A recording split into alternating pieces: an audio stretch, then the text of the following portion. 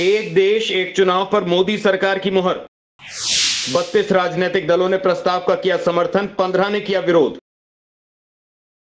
एक देश एक चुनाव पर सरकार ने मुहर लगा दी है। बुधवार को मोदी कैबिनेट ने देश में सभी चुनाव एक साथ करवाने के लिए बनी रामनाथ कोविंद कमेटी की रिपोर्ट को पास कर दिया। इसके बाद देश में एक देश एक चुनाव की राह से सस्पेंस दूर हो गया है। एक देश एक चुनाव पर उच्च स्तरीय समिति ने 62 राजनीतिक दलों से संपर्क किया था, जिनमें से 47 ने जवाब दिया। इनमें से 32 ने एक साथ चुनाव करवाने का समर्थन किया और 15 ने इसका विरोध किया। इस रिपोर्ट में लोकसभा, विधानसभाओं और स्थानीय निकायों के चुनाव एक साथ करवाने की सिफारिश की गई है। भारत में फिलहाल राज्यों के विधानसभा और देश के लोकसभा चुनाव अलग अलग समय पर होते हैं।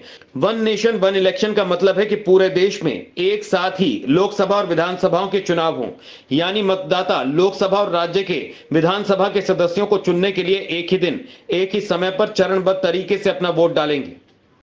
केंद्रीय मंत्री अश्विनी वैष्णव ने कैबिनेट के फैसले की जानकारी देते हुए कहा कि कमेटी की सिफारिशों पर देश की सभी मंचों पर इस पर चर्चा की जाएगी। सभी नौजवानों, कारोबारियों, पत्रकारों समेत सभी संगठनों से इस पर बात होगी।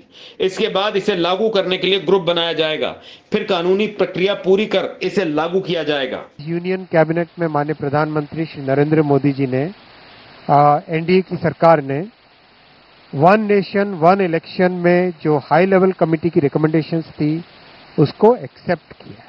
कैबिनेट मीटिंग में एक देश एक चुनाव का जिक्र करते हुए प्रधानमंत्री मोदी ने कहा, यह लोगों की लंबे समय से लंबित मांग रही है और हम इसे लोगों के हित को ध्यान में रखते हुए लाए हैं। इसका कोई राजनीतिक मकसद नहीं है। प्रधानमंत्री मोदी ने एक्स पर पोस्ट कर कहा, कैबिनेट ने एक साथ चुनाव कराने संबंधी उच्च स्तरीय समिति की सिफारिशों को स्वीकार कर लिया।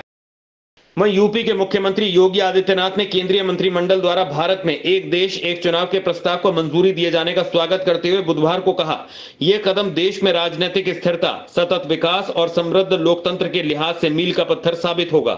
केंद्रीय गृह मंत्री अमित शाह ने चुनाव सुधारों की दिशा में इसे बड़ा कदम करार दिया। उन्होंने कहा कि यह लोकतंत्र को मजबूत करने और आर्थिक विकास को गति देने की प्रधानमंत्री नरेंद्र मोदी की इच्छा शक्ति को दर्शाता है।